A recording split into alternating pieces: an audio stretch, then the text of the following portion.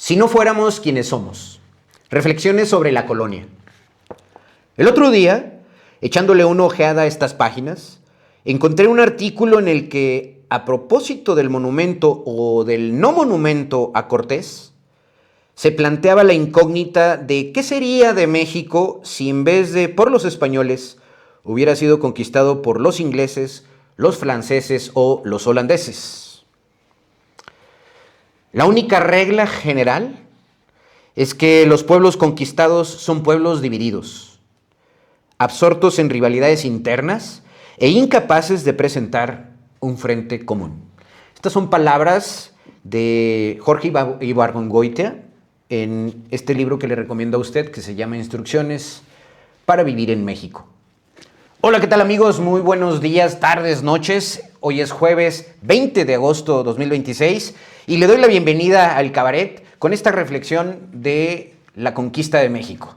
Sobre todo porque vamos a hablar sobre los vendepatrias, sobre quienes están indignamente pidiendo la intervención y la injerencia norteamericana y no se están viendo en el espejo sobre lo que incluso nuestros connacionales piensan de ellos en Estados Unidos, quienes sirven de carne de cañón para el ICE y que están siendo perseguidos, señalados y siendo objeto de racismo por parte de los norteamericanos. Creo que Alito y la oposición no se miran en el espejo. Ese es uno de los temas que vamos a tratar el día de hoy. Otro es el asedio de la ultraderecha a Brasil y México.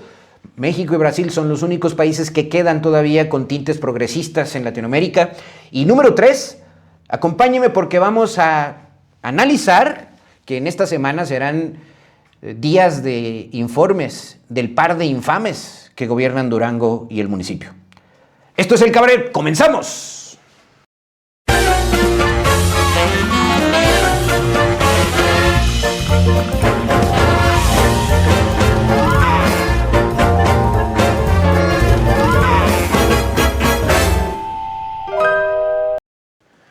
Qué bueno que nos acompaña, querido amigo, televidente, radioescucha, gente que está indagando en las redes sociales. Gracias por el apoyo, gracias por los likes, por compartir y sea usted bienvenido a un show más de Cabaret de este jueves 20 de agosto. Como le dije en la parte introductoria, quiero analizar 3 temas. Uno, y quiero comenzar por eso, el tema de el asedio de los norteamericanos, que se va a sentir más de peso, se va a sentir más la mano gringa, sobre todo porque en octubre son las elecciones con Lula da Silva y Bolsonaro en Brasil, y por otro lado también el tema de la elección intermedia en Estados Unidos, que nos debe de importar. Mi nombre es Leonardo Álvarez, sea usted bienvenido. Póngase cómodo y pido la primer pantalla para entrar de lleno al tema de Brasil y México plantan cara a la hostilidad y las injerencias de Trump y las derechas latinoamericanas. ¿Qué le puedo decir al respecto? Mire, básicamente los únicos gobiernos progresistas y o de izquierda en Latinoamérica solo son representados por ahora por Lula y Sheinbaum. Y digo por ahora y subrayo esto porque acuérdese que esto es un ciclo. Son ciclos y péndulos que lamentablemente, lo he expresado en algunas colaboraciones que tengo por ahí, usted puede revisarlas en redes, ciclos que desafortunadamente se originan por falencias a la hora de gobernar, por fallas en temas muy críticos como la seguridad, como la economía, y obviamente son ciclos económicos. Sin embargo, hay que estar atentos. Brasil y México, ambos, exhiben su sintonía y firmeza, y ahí está la imagen de Sheinbaum con Lula da Silva, sin cerrar la puerta al diálogo ni dinamitar los puentes con Washington. Y eso es muy importante. A pesar de esta nueva era de injerencia, presión, de proteccionismo y de ultranacionalismos bastante radicales. Lula, los Bolsonaro y Brasil se preparan para unos comicios cruciales, sobre todo este año en octubre. Con estas elecciones a presidente, gobernadores y Congreso en Brasil, será una votación trascendental también para la internacional derechista que lidera Donald Trump y el escudo de las Américas que tanto se ufana. Hoy están envalentonados por las 7 victorias cosechadas en América Latina desde que Trump regresó al poder en enero de 2025. Y el más reciente pues, es del Espriella, en Colombia. Brasil, hay que decirlo, y México. Brasil es casa mayor. Brasil y México representan más del 60% del peso económico en la región.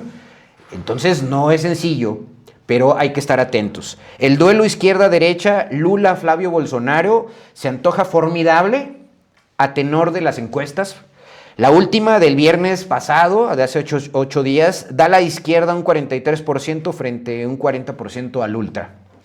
Para los demócratas en la región hay mucho en juego y esto implica lo que México también está a la expectativa. Me parece que somos los únicos que quedamos haciendo eco con este frente. Para eso pido también a mi equipo que ponga la siguiente lámina. Washington ha echado mano del mismo manual, y esto no lo debemos dejar de lado, para presionar a Lula y a Sheinbaum. Chantaje comercial, vamos a hablar un poco al respecto también. Trabas con los visados, el caso Andy es uno de ellos. A Brasil, a la embajadora brasileña, al hijo del expresidente mexicano Andrés Manuel López Obrador y secretario de organización de Morena, a un gobernador, que es en el caso de Rocha Moya, y declarar terroristas a cárteles y grupos criminales, que también hizo lo mismo con las favelas brasileñas. O sea, Washington ha echado mano del mismo manual para presionar a Sheinbaum y para presionar a Lula. Y esto, queridos amigos, no debemos dejarlo de lado. Y el ruido político que se está gestando dentro de México, por ejemplo, entre PRI-PAN contra Morena y la oposición contra Claudia Sheinbaum, pues tenemos que enmarcarlo en ese combate. Pero una cosa es el debate público, el ruido político, y otra cosa es ser ojetes y ser antinacionalistas, antipatriotas. Para eso voy más adelante. Mire, en su pantalla tiene a Michael Shifter. Michael Shifter es expresidente del Diálogo Interamericano y uno de los analistas de política hemisférica más influyente de Washington. Y tiene una visión muy particular y además habla muy bien de Claudia Sheinbaum. ¿Qué dice Shifter esta semana a CNN? Léalo por ahí en el Washington Post, en el New York Times, y además en CNN tiene un espacio. Dice, Brasil y México no son dos países cualquiera, no son Colombia, no por menospreciar a Colombia, quiero mucho a nuestros hermanos colombianos, no son Ecuador, no por menospreciar a Ecuador, sino no son Perú, no son Argentina. Representan más de la mitad del PIB y de la población de América Latina. Tienen mayor capacidad de resistir las presiones de Washington, sí, y lo hemos manifestado y se le ha reconocido mundialmente a Claudia Sheinbaum. El investigador apunta los límites de cada uno. Mientras Brasil dispone de mayor margen por autonomía comercial, esto porque Brasil tiene una relación con Rusia y China comercial mucho más añeja, mucho más potente que la que tiene México, es obvio. Y además tiene unos vínculos con China bastante fortalecidos. La relación de México con su vecino del norte es de constante asimetría y desgaste, y esto es típico. Y además hemos padecido de los manotazos sobre la mesa, y no aquí, por eso hago eco de lo que dice Jorge Ibargüengoitia, hemos sido víctimas del abuso y de la hostilidad norteamericana a grado tal que perdimos el 55% de nuestro territorio. ¿Qué más dice Michael Shifter? Y que quiero que usted anote y ponga mucha atención. Con Trump parece que haga lo que haga, Sheinbaum, para tratar de satisfacerlo, nunca será suficiente y va a pedir más. Trump siempre pide más. Y aquí es donde quiero que usted vea cómo a través de la geopolítica internacional se ve a Sheinbaum, una negociadora potente, capaz de estar resistiendo y de estar,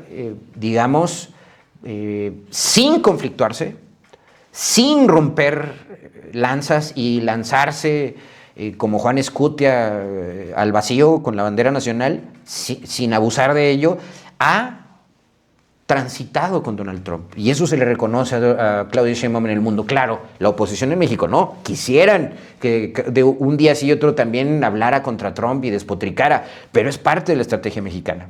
Y aquí quiero que sea muy claro por qué el discurso de soberanía nacional es importante mantenerlo como lo ha mantenido Claudia Sheinbaum. ¿Qué más dice Shifter? No hay ningún ánimo de buscar una pelea con la administración de Trump, y esto también lo mantiene Lula da Silva, pero sí hay incentivos para establecer ciertos límites.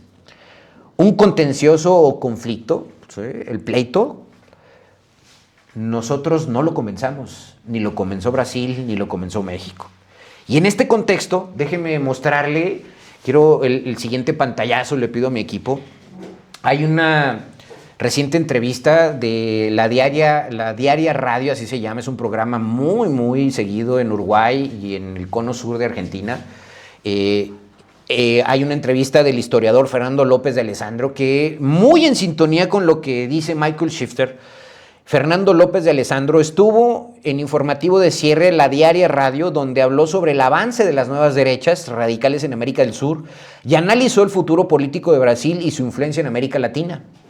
Informativo de cierre es conducido por Guillermo Ameixeiras y es un programa de radio muy influyente en Brasil y Argentina y sobre todo en Mar del Plata. Brasil es al día de hoy la 11ª potencia del mundo. Llegó a ser la 7ª potencia mundial en el primer gobierno de Lula y tienen hasta un programa espacial, es decir, de modo que estamos ante un jugador global, muy en sintonía con lo que dijo Michael Shafter. Si Brasil cae, ojo con ello, el problema será muy grave para Latinoamérica y la contención de las ultraderechas. Hacia donde va Brasil, va a América Latina y eso se ha cumplido a lo largo del siglo XX. Una entrevista bastante interesante. Le voy a pedir a mi equipo que ponga un clip de video para que usted lo escuche. Aquí le pediría el apoyo a mi equipo. En México, ¿qué más dice Fernando López de Alessandro? En México, Claudia Sheinbaum está haciendo bien las cosas. Sheinbaum es brillante y si ambos se sostienen con una base social fuerte, aquí pido el video de mi equipo, por favor. Si ambos se sostienen con una base social fuerte y con gobiernos democráticos, va a ser un revés muy fuerte para las nuevas derechas radicales. Escuchemos lo que dice Fernando de Alessandro y para que usted busque el programa completo en YouTube, por supuesto. La política latinoamericana te marca que los dos grandes latinoamericanos son México y Brasil. Y los dos grandes están siendo gobernados por gobiernos de izquierda democrática. Brasil es al día de hoy la 11ª potencia del mundo, llegó a ser la 7ª. En el primer gobierno de Lula era la 7ª potencia mundial. Tienen programa espacial los tipos, no estamos hablando de una cosa chica, estamos hablando de un global player, un jugador global. Por lo tanto, si Brasil cae, el problema es grave. Mira, un gran político internacional de derecha, un gran estratega internacional de derecha, Henry Kissinger, decía con mucha razón, hacia donde va Brasil va América Latina. Y eso se ha cumplido a lo largo del siglo XX, ¿sabes? Si Lula se mantiene, y si la izquierda en México, como todo da a prever, va a seguir, creo que Morena está haciendo muy bien las cosas, creo que Sheinbaum es brillante.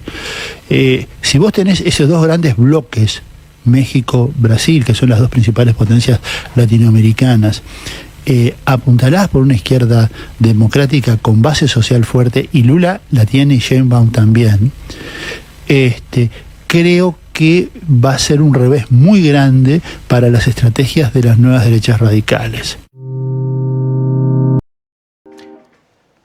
Ahí tiene usted, interesantísimo lo que dice Fernando López de Alessandro. Sígalo usted, es un tipo influyente. Y así como Michael Shifter, de que le describo, vean la visión que se tiene de Claudia Sheinbaum al exterior. Digo, contrasta con la miseria que nos muestra la oposición y el equipo de Nexos, de Aguilar Camín y Jorge G. Castañeda, que ya quisiera que hablaran de él como se habla de Sheinbaum en el exterior. Yo nada más destaco lo que dice y subrayo lo que dice de Alessandro. Si ambos se sostienen, Claudia Sheinbaum y Lula da Silva, con base social fuerte, por eso es muy importante el tema de la base social que tiene Claudia Sheinbaum y Morena aún, y con gobiernos democráticos, porque le duela a la oposición, aunque le duela, el tema es que fue producto de una elección en donde aplastaron a Xóchitl Gálvez, nada más que no se les olvide. Entonces, esto sería un revés muy fuerte para las nuevas derechas y sobre todo para los radicales. Ahora bien, vamos a mi reflexión que hago al respecto con la siguiente gráfica que le pido a mi equipo. ¿Qué está en juego para México y Brasil en los próximos meses? ¿Qué está en juego? Básicamente, las próximas elecciones de octubre del 2026 en Brasil y las intermedias de noviembre en los Estados Unidos son cruciales para la estabilidad en Latinoamérica. Y, si me permite, para la estabilidad en el mundo, por todos los conflictos que ha generado Donald Trump en la OTAN, en Medio Oriente, en África, ¿no? Por citarle algunos. Si Luis Ignacio Lula da Silva gana un cuarto mandato en Brasil, frenará la racha de derechas en el Cono Sur en primer lugar. Luego, consolidaría su liderazgo social y la soberanía regional frente a presiones externas que lo están copando ahí en el Cono Sur. Estamos hablando de Chile, Colombia, Ecuador, Argentina. Por otro lado, el resultado de las intermedias en Estados Unidos medirá el control del Congreso bajo el mandato de Donald Trump, y que eso también nos impactará directamente a nosotros. Un avance de los demócratas en Estados Unidos, la verdad es que equilibraría la agresiva política exterior que Donald Trump está imponiendo, sobre todo con México, y sobre todo las medidas arancelarias, ¿no? Para México y Brasil, estos comicios dictarán el futuro de la cooperación comercial y la convivencia política frente al proteccionismo de Washington. A nivel mundial, se redefinirán los equilibrios diplomáticos y los flujos de mercado estratégicos en una época de alta polarización. En este contexto, déjeme mostrarle, y le pido a mi equipo que ponga en pantalla los escenarios geopolíticos que yo veo y vislumbro en el futuro inmediato, y que de esto le daré cuenta el próximo martes en el programa de Sama Noticias. Pido la gráfica número 5. Estos son los escenarios geopolíticos que yo veo entre México, para México, ante el eje electoral Estados Unidos-Brasil. Usted ve un cuadrante del lado izquierdo superior. Tenemos la victoria de Trump y la victoria de Lula en Brasil. ¿Cuál es el escenario más óptimo para México? Usted puede verlo en la derecha superior izquierda: derrota de Trump y triunfo de Lula da Silva. Y lo tengo enmarcado en un recuadro verde. ¿Qué significaría ese escenario para México? Pues un escenario de institucionalidad. Eso sería lo más favorable para México, porque habría una alianza estratégica entre México y Estados Unidos y una defensa global entre México y Brasil por los recursos estratégicos. Estamos hablando que un triunfo de los demócratas y de Lula permitiría crear un bloque regional para regular el litio y los minerales raros que tanto está peleando Estados Unidos y son apetitosos para él. Esta transición de presión militar a regulatoria, habría no la amenaza del intervencionismo y habría una regulación a través del derecho internacional. La amenaza de intervencionismo, como lo ha sucedido en Venezuela o lo que está sucediendo con Cuba, o las amenazas que ha habido en Ecuador, lo que permitió ya del Espriella, pues eso no sería viable en México. Ese escenario, déjeme decirle, querido auditorio, la derrota de Trump más el triunfo de Lula da Silva es un escenario medio, con un impacto en la soberanía de alivio a la presión militar. Eso sería lo óptimo para México. Desgraciadamente, el escenario más visible, con una proporcionalidad, una probabilidad más de media alta, es el escenario superior izquierdo. Es una victoria de Trump con una victoria de Lula. Ese es el escenario. No es negativo para México, pero no es el óptimo. Sin embargo, es el que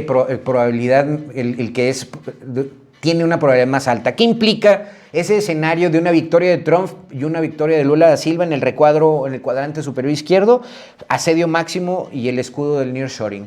Aquí estamos hablando que Estados Unidos presionaría muchísimo a Claudia Sheinbaum. Ante un eje Trump-Lula, México debe usar el nearshoring para demostrar que dañarlo destruye la economía estadounidense. Y aquí es donde vale la pena analizar nuestro vínculo con comercios extranjeros, con Lula da Silva, para el tema del nearshoring. Y eso estamos hablando de fortalecer las inversiones chinas, asiáticas, traérselas hacia México. Como es una probabilidad media alta, será una presión asimétrica. El escenario de mayor tensión implica un asedio para evitar un eje de resistencia latinoamericana. Y aquí Estados Unidos tratará, junto con sus socios, el escudo de las Américas, de evitar que Lula y Sheinbaum tengan acuerdos. ¿Qué otros escenarios hay? Pues mire, el menos probable es el escenario del lado derecho hacia abajo, inferior derecho, que es, yo lo pongo un escenario relativamente de precaución para México es una derrota de Trump, pero un triunfo de la derecha en Brasil. Es una probabilidad, derrota de Trump más derecha en Brasil es una probabilidad baja media, pero es un escenario en amarillo para México. ¿Por qué? Porque aquí lo que estaríamos haciendo es una consolidación técnica del TEMEC. El retorno a la diplomacia institucional exige cerrar negociaciones técnicas con candados legales contra futuros aranceles. Y aquí es donde estamos en este escenario con Ebrard y con el Departamento de Comercio tanto de Canadá como de Estados Unidos. Este es un escenario probable, pero es el más bajo, el de menor probabilidad. Es baja media. Luego está el cuarto escenario, que es el de la parte inferior izquierda, en su cuadrante. Es una victoria de Trump, pero es una victoria también de la derecha en Brasil. Ese es el que debemos enmarcar en rojo. Ese sería el más negativo para México. ¿Por qué? Porque si Trump y la derecha brasileña coinciden, México debe negociar directamente con gobernadores republicanos estratégicos. Y aquí es donde el lobbying ya no sería con el Departamento de Comercio, sino sería con gobernadores como el de Texas, el de Arizona, el de California. ¿Por qué? Porque aquí tendríamos que ver los impactos de nuestro comercio y de nuestra relación comercial con las empresas y los sectores comerciales de Estados Unidos. Y sería el escenario más negativo, porque habría una presión directa de Donald Trump y obviamente un aislamiento total en América Latina. Seríamos el único país que quedaría como representante de la izquierda progresista en Latinoamérica. Y cuidado. Entonces, ¿qué es lo que nos conviene? Lo más óptimo sería una derrota de Trump y un triunfo de Lula, pero su probabilidad es media. Y sin embargo, el escenario más probable, que es el superior izquierdo, es una victoria de Trump con una victoria de Lula. No es negativo, pero habría una presión asimétrica y seguiríamos estando bajo el asedio de Donald Trump. Tendríamos que estar muy atentos a ello. Por eso es tan importante lo que está sucediendo con el tema de las visas, con el tema del señalar a los narcotraficantes como terroristas. Por ello es tan importante señalar esta indigna relación que está tejiendo la oposición con el embajador y todas las figuras norteamericanas para presionar de una manera desleal, burda y antipatriota a Morena y a Claudia Sheinbaum, sin mediar, que se están llevando entre las patas a nuestro país. Ahora bien, pido la lámina número 6 para cerrar este bloque de análisis que lo ampliaré el próximo martes con Juan José Salas Mancinas, y voy a hablar de, este es el último intento de presión que hemos tenido en los últimos días, y es un libro, en su lado derecho pueden verlo, se llama The Great Transshipment Scam. Es un libro publicado por Peter Navarro, asesor de Donald Trump, y en español significa la gran estafa del transbordo. Esta es la última presión que está sobre la mesa para México. El informe describe lo que califica como una operación de fraude aduanero a escala industrial, donde países exportadores, principalmente China, y aquí se está acusando a México, utilizan a terceras naciones para triangular mercancías hacia Estados Unidos y así evadir aranceles. Esta práctica, motivada por el arbitraje arancelario, implica el reetiquetado, reempaquetado o proceso mínimo de ensamblaje para ocultar el origen real de los productos. ¿De qué está acusando Trump a México? Y a 49 países más, pero obviamente por la presión que hay sobre México, el impacto económico, que ha perdido miles de millones de dólares. Se estima que el transbordo ilegal le cuesta a Estados Unidos entre 40,000 y 303,000 millones de dólares, y pérdida de millones en ingresos fiscales de aproximadamente 450,000 empleos. La red de transbordo, ¿cómo es? El informe identifica a más de 40 países involucrados, en total son 49, divididos en 3 niveles. México se encuentra en el nivel número 1, líderes a escala diversificada, donde el riesgo de transbordo ilegal está embebido dentro de flujos comerciales legítimos masivos, es decir, dentro del ensamblado de coches, dentro de la confección de prendas de vestir, dentro de la fabricación de plásticos, paneles solares, etcétera. ¿Y qué es lo que está planteando Peter Navarro y la Casa Blanca? Una respuesta tecnológica. la administración Trump propone el Detective Border, así le llama, que es la frontera detectiva, un sistema impulsado por inteligencia artificial diseñado para analizar datos globales de comercio en tiempo real, validar capacidades de producción en fábricas extranjeras, es decir, venir a revisar fábricas, y detectar anomalías en las rutas de envío. Déjeme decirle que la nueva versión del tratado, a partir del 2019, que es TEMEC, permite esas revisiones laborales y es parte del asedio de Trump a México. Quita pantalla, mi querido máster, para cerrar. Entonces, este análisis se lo tendré más a fondo, sobre todo en el programa de Juan José Salas Mancinas el próximo martes, no se lo pierda, pero obviamente es algo interesantísimo. Y en ese contexto quiero cerrar este bloque para mostrarle, primero, la visión que se tiene de una presidenta de los tamaños de Claudia Sheinbaum para lidiar con Donald Trump. Es muy reconocida a nivel mundial, salvo por la oposición en México y por gente como Alito, Lili Telles o Ricardo Salinas Pliego, número uno. Número dos, lo importante que está en juego, lo que está en juego entre México y Brasil en las próximas elecciones de octubre en Brasil y sobre todo en las elecciones intermedias en noviembre. Vamos a una pausa, no se vaya y regreso rápidamente. Durango y el fin del pacto criminal.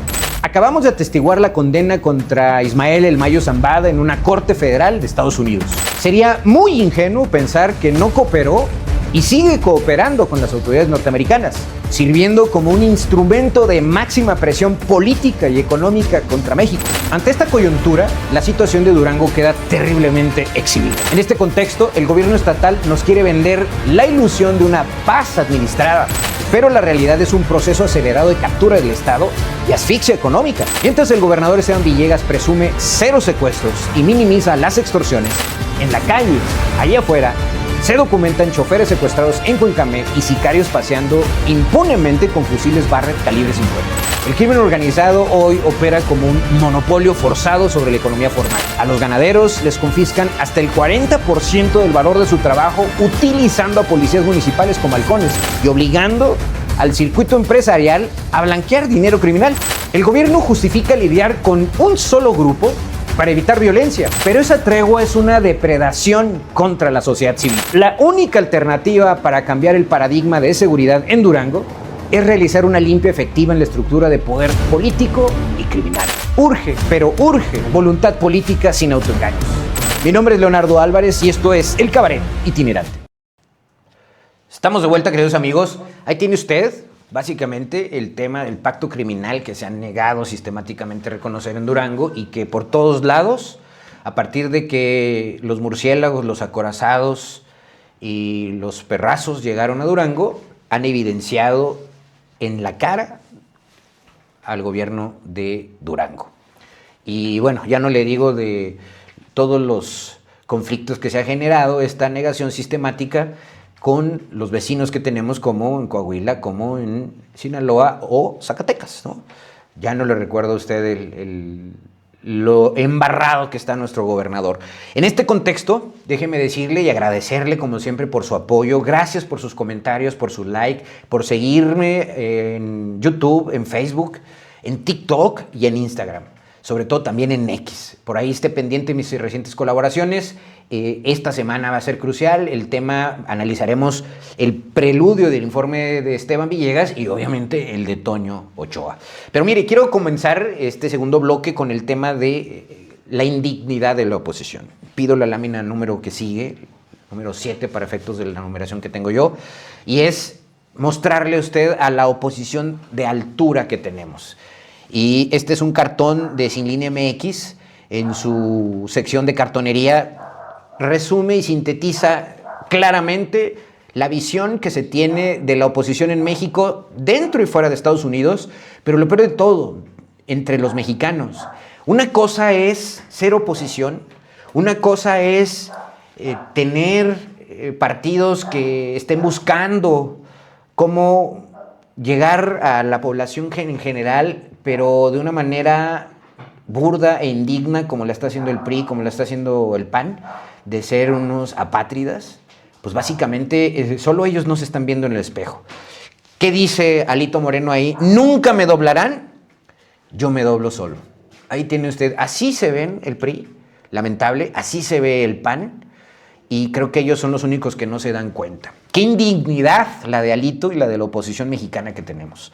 Mientras ensayan discursos de una valentía feroz ante los micrófonos locales, aquí en México, cruzan la frontera corriendo para arrodillarse al primer silbido de Washington. Y eso es grave, gravísimo. La actitud de Ricardo Salinas Pliego, gravísima. Con una flexibilidad asombrosa se doblan solitos para lustrar botas extranjeras con la lengua, implorando una intervención que los rescate de sus propios fracasos electorales. Y esto me da el pie para comentar eso. La oposición en México se le olvida que la derrota que sufrieron estrepitosa a partir del 2018 y que no han podido superar es gracias a sus propios logros y esfuerzos, o más bien dicho, sus propios fracasos y corrupciones. Son los perfectos herederos de Santana, expertos en rematar la soberanía nacional, el mejor postor, y eso, insisto, lo estamos viendo. Para esta oposición entreguista, el patriotismo no es defender a México, sino ser genuflexos, con tal de perjudicar al gobierno actual. Y mire, en este contexto, déjeme decirle cómo la está pasando Colombia, pido la lámina que sigue, porque el último avance de la ultraderecha pues lo dio Abelardo del Espriella. Y la verdad es que la visión que se tiene de Abelardo del Espriella, tanto fuera como dentro de Colombia, y más después del Mundial de fútbol, en donde salió triunfante México como organizador, como país, como afición, salió fortalecido. O sea, la visión que se tiene, tienen uruguayos, brasileños, argentinos, colombianos de México, es no solamente de ser un gran anfitrión, sino de un país sólidamente y bien gobernado por un gobierno como el de Claudia Sheinbaum. Esa es la afición. Pido la lámina, mi querido máster, porque esa es la lámina que sigue, es para explicarles el contexto. Este es el tiktokero que los colombianos tienen ahora de presidente. Si hay un símil, un paralelismo entre tres presidentes que le voy a nombrar, le voy a decir, es Zelensky en Ucrania, Javier Milei y este cuate del Espriella en Colombia, es que fueron histriónicos en la televisión de sus países, lo mismo que Trump. Así surgieron.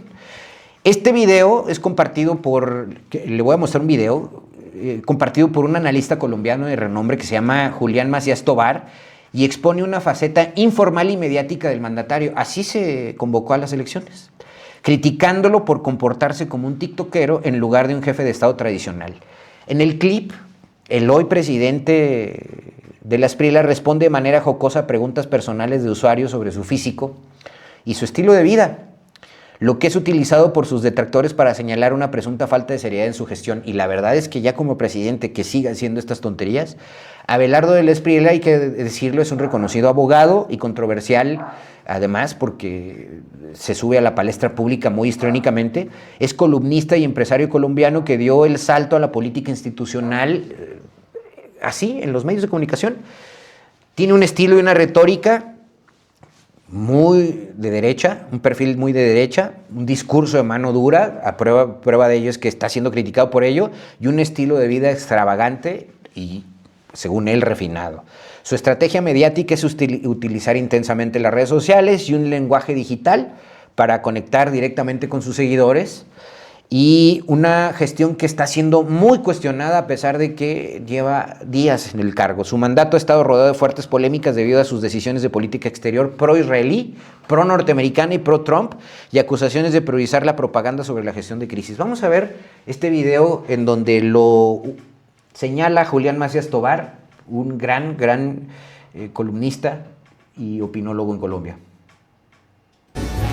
Una pregunta recurrente, siempre me la hacen, de la Espriella: ¿por qué si comes tanto y bebes, estás tan flaco? Y yo les contesto, es la dieta Style. Este es un secreto maravilloso que hoy se los voy a revelar. ¿En qué consiste la dieta Style? Ron defensor, sexo y vacilón. Pero no pueden parar nunca, tiene que ser todos los días.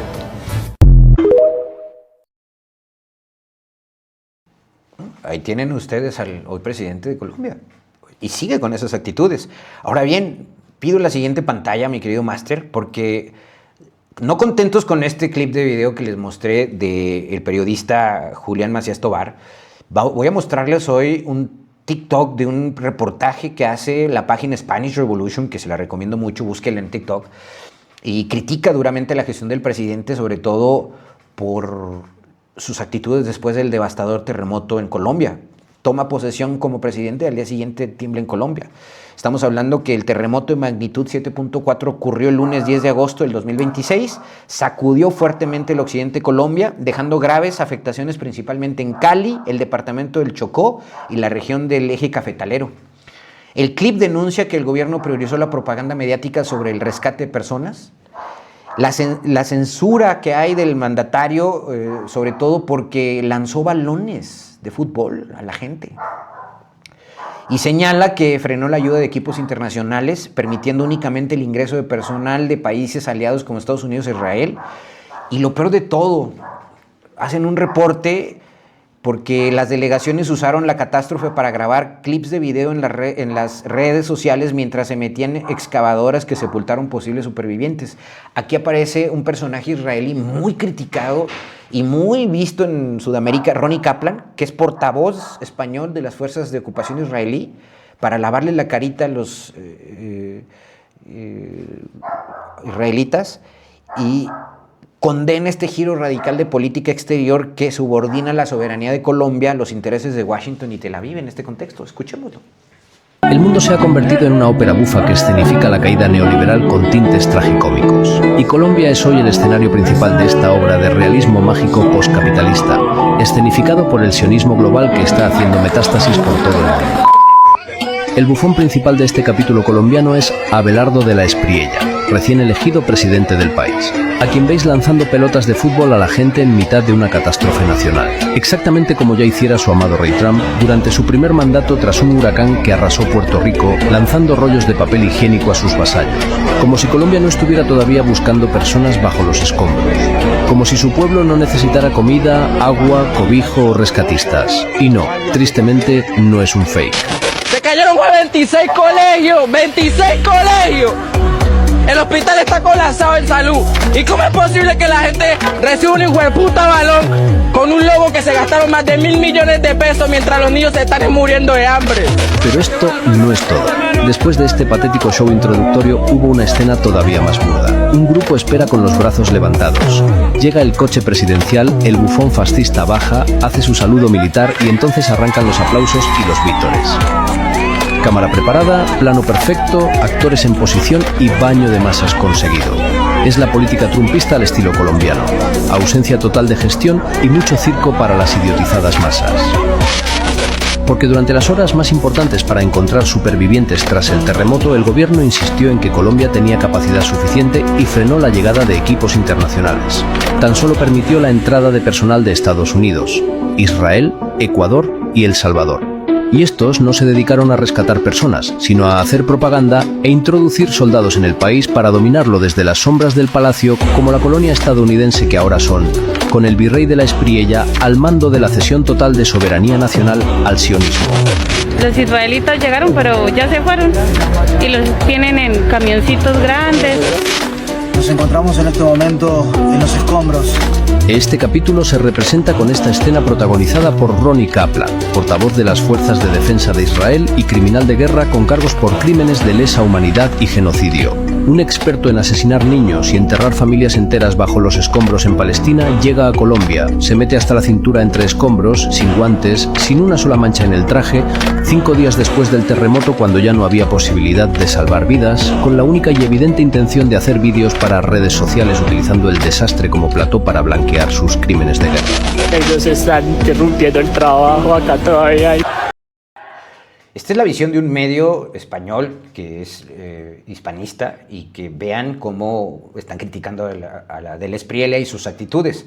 Pero ahora vayamos a lo que dice, y pido pantalla, mi querido máster, Noticias Internacional TRT en español de Colombia, porque ahí también hacen una crítica fortísima de la Espriella por sus actitudes y resaltan el papel de Ronnie Kaplan, este israelí, quien enfrenta denuncias penales en Uruguay y que es portavoz en español de las Fuerzas de Defensa israelí y además un viejo conocido en Uruguay y en Argentina por sus acciones violentas. Tiene demandas de uso de la fuerza por abuso de poder. Escuchemos a la periodista de Noticias Internacional TRT en español, avecindado en Colombia, para que vea la visión que se tiene de la Espriella dentro de Colombia. Seguro que has visto este vídeo de israelíes en Colombia. Nos encontramos en este momento en los escombros de un edificio en el sur de Cali. Pero hay algo que llamó la atención de muchos colombianos. Y es que después de supuestamente trabajar entre los escombros, algunos miembros de la delegación aparecen prácticamente sin polvo ni tierra. La operación de rescate que Israel está mostrando internacionalmente es un intento de lavado de imagen del gobierno israelí, mientras continúa su genocidio en Gaza y mantiene el bloqueo a la ayuda humanitaria en el enclave. Unos 82 israelíes llegaron a Colombia pocos días después de que el país retomara relaciones con Israel. La misión está encabezada públicamente por Ronnie Kaplan, portavoz en español del ejército israelí, quien además enfrenta una denuncia penal en Uruguay por su trabajo dentro de las fuerzas de ocupación israelíes. Colombianos han documentado a los israelíes llegando y saliendo en vehículos de lujo y fuertemente protegidos, llegando al lugar, grabando contenido y luego se van. Los israelitas llegaron, pero ya se fueron y los tienen en camioncitos grandes, en Toyotas de gente de bien. Ahí va.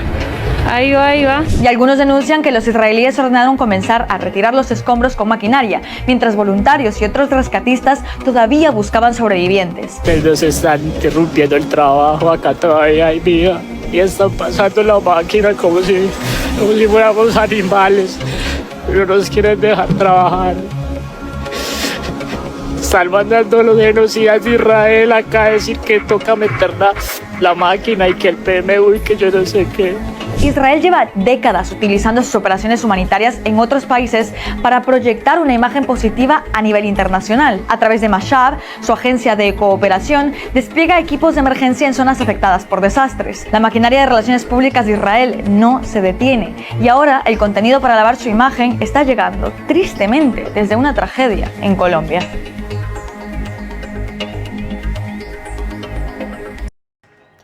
Ahí tiene usted.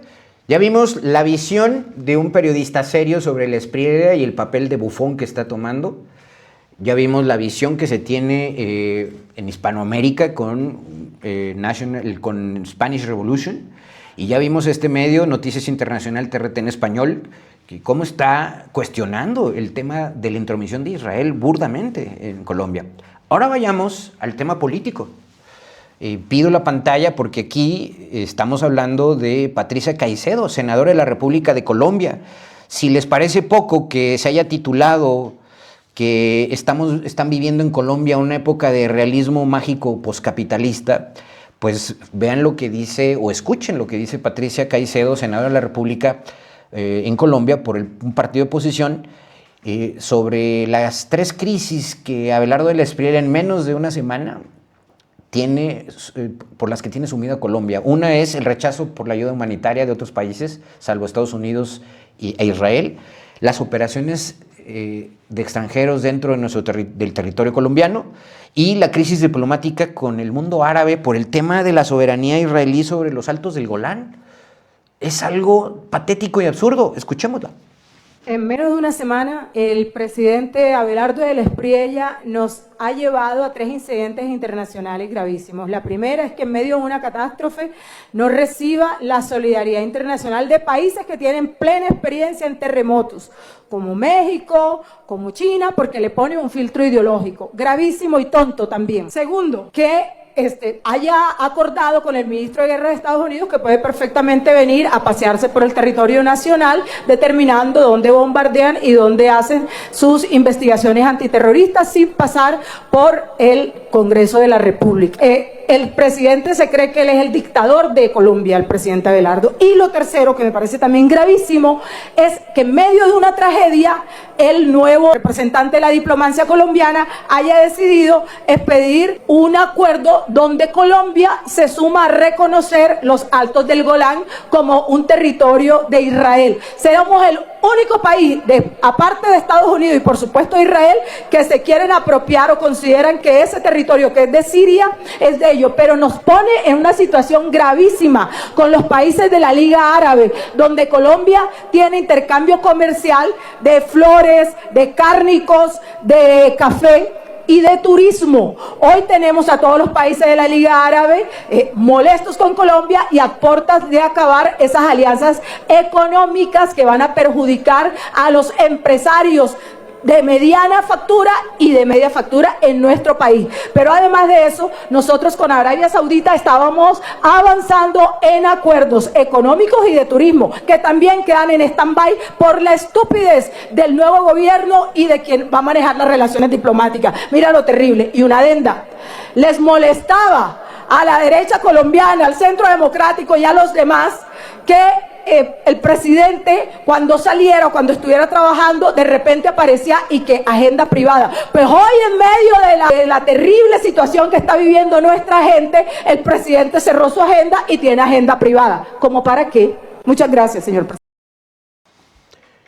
Ven ustedes el tema, cómo está surgiendo con un peso específico bastante fuerte. Esa es la visión. Ya vimos entonces sobre la parte pública, las crisis diplomáticas. Es cuando debemos de valorar el tema de la no intervención y que para eso México en su política exterior se pinta solo y ha sido un ejemplo a nivel global por esa razón. No como cuando Jorge G. Castañeda vino y corrió a Fidel Castro con el vienes, comes y te vas que le dictó Fox. ¿Cómo es posible que de una manera tan irresponsable se intenten manejar las cosas solo porque existe el apoyo de Donald Trump o los israelíes, en este caso? En este contexto pido pantalla y ella es mi presidenta.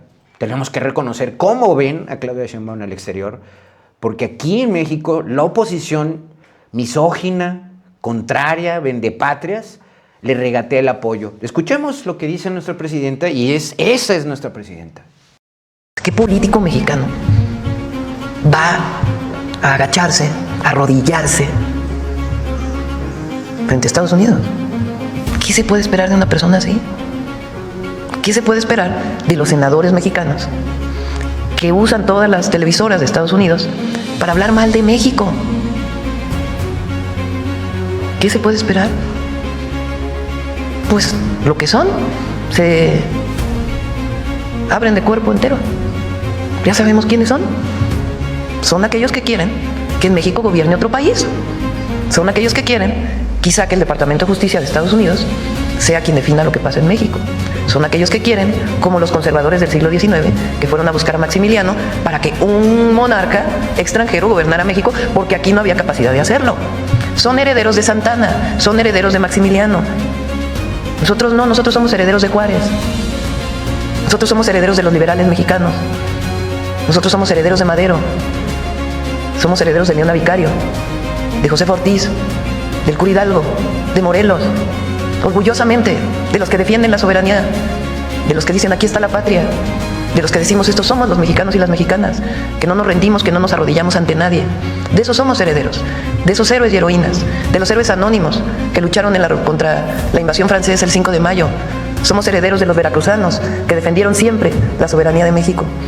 Somos herederos de eso, y el pueblo de México es heredero de los grandes héroes y heroínas y de la defensa de la patria, la soberanía, la independencia, la libertad y la democracia. De eso somos herederos y estamos orgullosos de serlo. No somos herederos de los que se arrodillan frente a los poderosos. No somos herederos de los que van a buscar la injerencia extranjera para dominar a México. No somos herederos ni de Santana, ni de Victoriano Huerta, ni de Porfirio Díaz. Somos herederos de lo mejor de México. Y eso es lo que tiene el pueblo en el corazón. Entonces, aquel que va a arrodillarse al extranjero, pues no creo que tenga muchos seguidores en el país. ¿Tiene usted? Podremos estar a favor o en contra o de acuerdo o no en algunas políticas y en algunas situaciones que tienen que ver con resultados de gobierno que necesitamos en el país, efectivamente, pero esos debates los tenemos que dar en lo interno.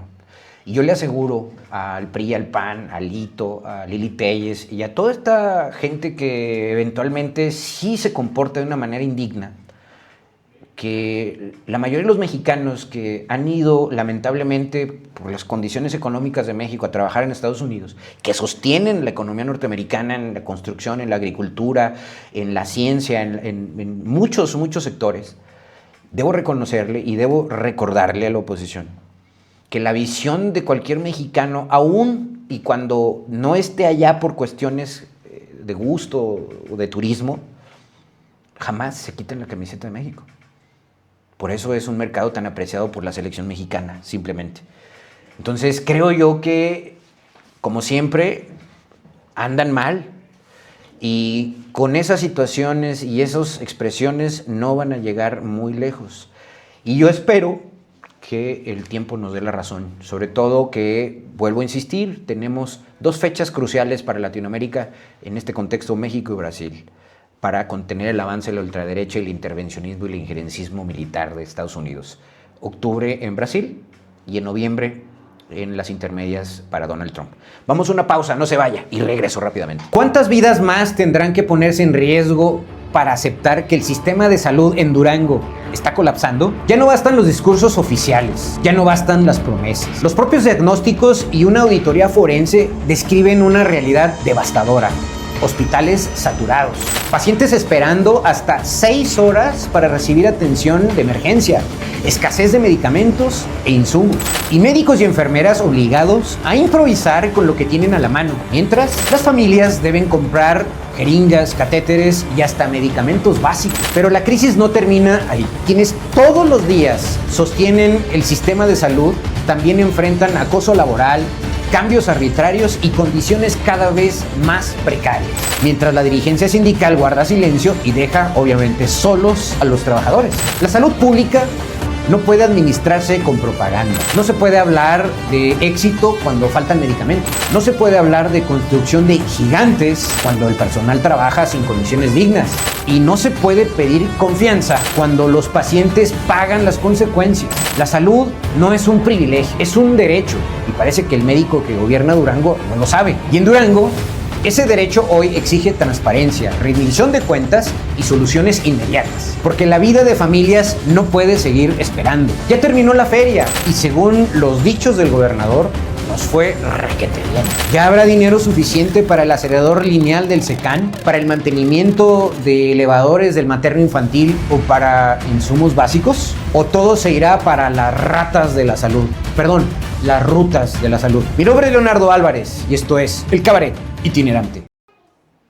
Estamos de vuelta. Ahí tiene usted una opinión muy particular sobre el sistema de salud en Durango. Acabó la feria con una ganancia millonaria, ¿no? Dijeron que 575 millones.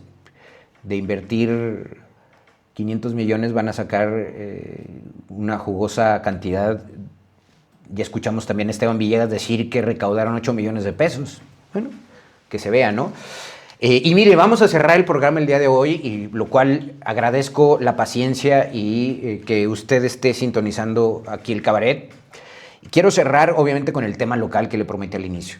El tema de los días que son el preludio de los informes del par de infames que gobiernan el Estado, Esteban Villegas, y el otro infame, además el bufón de Esteban Villegas, que es Toño Ochoa. Pido pantalla para hacer homenaje implícito con esta pantalla a Alfonso Cano-Humá, por supuesto. Del lado izquierdo usted tiene un cartonazo, como todos los de Cano-Humá, dice rutina, y es el bufón de Esteban, ¿no? Toño Ochoa, AMD, contratos millonarios superfluos, predial, y claro, exprimiendo al ciudadano, haciéndolo garras. Y del otro lado, pues, nuestro indigno gobernador, ¿no? Embarrado, ¿no? Hasta las orejas de suciedad. Y claro, pero él se mantiene en el discurso de que aquí no pasa nada y estamos en paz. Sintetizando los cartones de Cano-Humá. Entre villegadas y toñadas te veas. Se vienen informes gigantes de este par de infames. Gráfica que sigue, mi querido máster. Y vamos a un tema crucial. Esta semana analicé justamente con Sama Noticias. Si por alguna razón quiere ver el programa completo, búsquelo, está en mis redes sociales. Es el martes pasado. Asignación de capital, desbalance estructural del presupuesto. Así tituló esta gráfica, que es la explosión en gasto público exorbitante de la presidencia municipal en tiempos de Toño Ochoa. Y este será el cuarto informe. La oficina del alcalde, solo la oficina del alcalde, la bolsa del alcalde, directa, de uso discrecional, pasó de ejercer 33.5 millones en 2022, cuando él la recibió, a 91.3 millones en 2023, en un solo año. Triplicó esa cantidad. Pero no contentos con eso, fíjense cómo se ven oficinas y direcciones ganadoras de este crecimiento patológico del presupuesto. En primer lugar, tenemos la partida 5138, servicios oficiales, que creció 580%. Este es el famoso, yo le llamo el impuesto Toño al culto a la imagen. Pasó de 14.1 millones de pesos que normalmente ejercía esa oficina, y es como la tomó Toño Ochoa en 2022, a 106.9 millones de pesos en 2024. Ay, nanita. Luego la sindicatura, ¿le suena a Ali Gamboa? La sindicatura que tiene que vigilar precisamente que el funcionamiento del ayuntamiento sea correcto, el cabildo, las relaciones ahí de cordialidad, de políticas. Bueno, la sindicatura creció 184%, presupuesto triplicado para el área de vigilancia del Congreso. Estamos hablando que la sindicatura pasó de 9.1 millones de pesos en 2022 cuando llegaron a la alcaldía a 26.1 millones de pesos en 2025. En tercer lugar aparece la presidencia municipal, una partida solo para el presidente municipal, creció 167%. Ese es el crecimiento acumulado que se dio de entre 2022 a 2025. Estamos hablando que la tomó en 33.5 millones de pesos en el 2022 y creció a 89.7 millones en 2025. Y en cuarto lugar aparece el sindicato de trabajadores, el oficial, porque hay otros tres que revivió Toño Ochoa. El sindicato oficial de trabajadores creció 151.5%, incremento promedio anual, y esto es, yo le llamo un pago por la paz laboral y por la reelección. Estamos hablando que en 2022 tomó ese presupuesto en 28.7 millones de pesos y creció a 52.5 millones de pesos en 2025. ¿Cuáles han sido los perdedores y el estancamiento en el presupuesto? Pues yo pongo en primer lugar el gran perdedor, el juzgado cívico. Usted sabe que el juzgado cívico está en manos paralelas, ¿no? Ya no tiene control el alcalde, lo tiene otro grupo, otro sector, y hay un desdén por la justicia de proximidad. Estamos hablando que ellos no han crecido de 16.1 millones de pesos en 2022 a 18.5 millones de pesos en 2025. Ni la inflación han crecido.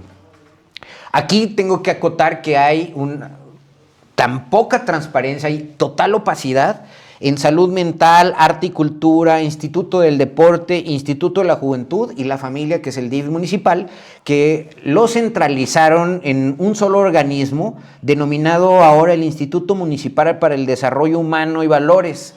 Un ex-feud como Esteban Villegas, de apellido Rosso, que es un nepotismo puro de la hoy presidente estatal del DIF.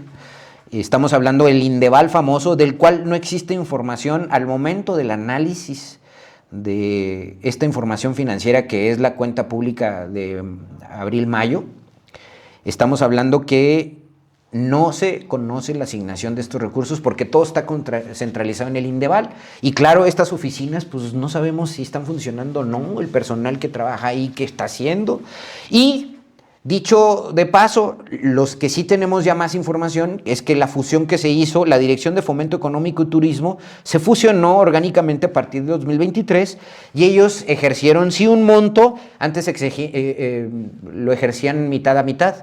Y a partir de 2023 se ejercieron 23.2 millones de pesos. En el 2024 esta Oficina de Fomento Económico y Turismo ejerció 60 millones, o sea, la duplicaron. Y en 2025 creció un poco más, casi 80 millones de pesos, a 79.2 millones de pesos.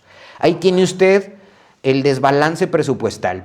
Pero ahora bien, este fue el ejercicio del gasto, pantalla que sigue. ¿Cómo se han observado a través de la Auditoría Superior del Estado los ejercicios presupuestales? Y aquí pongo sobre la mesa el de Jorge Salum, que al final de su trienio se le observaron 18.2 millones de pesos, sobre todo en rubros de obra pública, que normalmente es obra pública contingente en el traslape de las administraciones.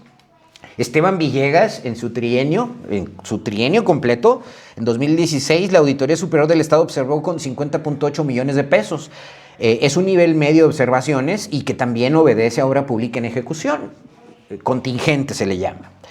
José Ramón Enríquez, que era apestado del momento porque fue el que más malversación de recursos fue señalado por ello. Estamos hablando que a él se le señaló por la Auditoría Superior del Estado 127.3 millones de pesos. Y es un nivel alto de observaciones de la auditoría. Pero Toño se fue Ricky. El bufón de Palacio Municipal, el acumulado 2022-2024, solo su primer trienio.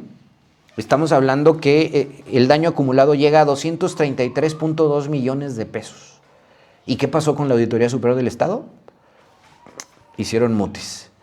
Solo en 2024, es decir, el año de la reelección, se aventó la mitad de esa observación, 135.3 millones de pesos. Y las 3 fugas de capital en ese año electoral de reelección fueron 94.7 millones de pesos de obra pública y la hacienda pública municipal, es decir, de los impuestos. Son licitaciones opacas y sobrecostos. 18.9 millones de pesos observados por el DIF municipal, que brincó injustificadamente de 0 a 19 millones, alerta máxima en gasto social. Y 13.6 millones de pesos del InMovie, del inefable y cabeza hueca del ingeniero Smith, que hoy está en aguas del municipio a partir de 2025. Colapso absoluto de control interno en el InMovie. Así tiene usted las observaciones de Toño Ochoa que se llevan de calle todas las observaciones que se le hicieron a Jorge Salomón, Esteban Villegas y al propio José Ramón Enríquez, que ya había sido un escándalo. Gráfica número 3 para cerrar este análisis previo al informe de Toño Ochoa, que no sé qué nos va a decir. Pido la pantalla de salud del balance general, la deuda contra el contagio fiscal. ¿Por qué digo un contagio fiscal? Porque las mismas mañas que estamos observando en el Estado, que a decir de Esteban lo recibió en quiebra y que lo va a entregar hecho garras, por lo que se ve. Bueno, eso se está imitando por el director Obed Vargas en Finanzas Municipales y antes por Orrante, ¿no? Orrante no se salva. Bueno, pues la deuda pública total del municipio al cierre de mayo de este año era de 540.3 millones de pesos. Al corte de abril-mayo, ese es el corte bimensual de abril-mayo del 2026, 540.30 millones el total de los pasivos. La deuda pública con bancos es de 192.3 millones. Y el resto, 348 millones de pasivos, que se le denominan otros pasivos.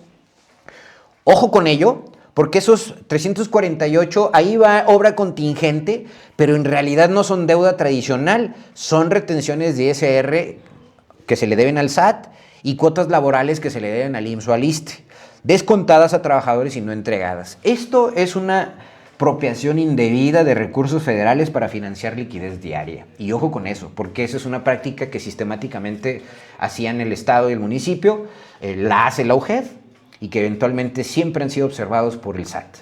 Entonces, ojo, 348 de estos 540 son deuda no tradicional que tienen que ver con retenciones a ESR y al IMSS y al ISSSTE no reportadas a Hacienda. A esto hay que sumarle que en el siguiente bimestre, ya de junio, estamos hablando, hay una degradación en la calificación crediticia de estable a negativa de HR Ratings porque hicieron válido un crédito de 230 millones de pesos que si subieron la ley de ingresos, si están por todos lados incrementando los costos de multas, de derechos y aprovechamientos, de tarifas del municipio, ¿por qué entonces necesitan 230 millones de pesos más? Entonces, súmele a esos 540 millones, 230 millones de deuda que el Cabildo le aprobó al alcalde. Ahí tiene usted el contagio fiscal. ¿Cómo nos van a entregar las finanzas públicas? ¿Se están preparando para el festín del 2027 y el intento de llegar a la gubernatura en 2028? Ojo con eso, porque esto es el infame informe de Toño Ochoa, a ver cómo llega.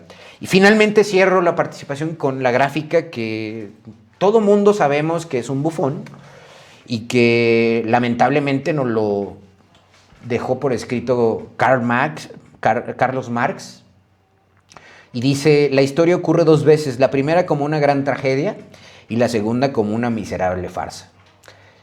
Yo diría que ese es así podremos sintetizar lo que está ocurriendo con la reelección y el segundo mandato de Toño Ochoa al frente del municipio. La primera vez fue una tragedia y por lo que se ven los números y el contagio que se está teniendo y el tutelaje total que tiene Esteban Villegas sobre Toño Ochoa, esta segunda versión de Toño Ochoa se está viendo como una miserable farsa. Y ahí tienen ustedes la foto del bufón. Mi nombre es Leonardo Álvarez, esto es El Cabaret Itinerante y le agradezco el favor de su atención. Vamos a escuchar nada más en el cierre a Pancho Franco porque tiene un mensaje que decir al respecto de los recursos en cultura que finalmente también se están jineteando en el Indeval. Vámonos a una pausa ya de cierre y nos vemos la próxima semana. Gracias. A un año de esta administración hemos venido diciendo, no es secreto, como el señalamiento de los artistas que nos buscan para decirnos que les parece incongruente que por un lado pues vemos cómo se ejercen contratos de 45 millones para temas de parques y jardines que generan muchas dudas, que han generado una gran polémica y que por otro lado pues el arte y la cultura no tiene verdaderamente pues un interés para poder ser atendido y poder impulsar tanto talento que tenemos en Durango. En la primera parte de la administración, en la primera temporada como ellos le dicen, con el argumento de poder optimizar recursos se hizo una fusión de varias dependencias, lo cual constituyó el Indeval. En su primer año de esta administración, no solo no han atendido los temas tan importantes como este caso de la cultura, sino han generado nuevas dependencias, han generado parques y jardines, han generado panteones, el centro histórico, y nos parece que este es un doble discurso, en donde por un lado, pues es un momento este primer año de poder señalar, de poder también darle voz a los ciudadanos que reconocen algunas acciones de gobierno, pero también de exigir que se pongan atención y que se tomen cartas en el asunto por la agenda cultural en Durango, que está completamente abandonada.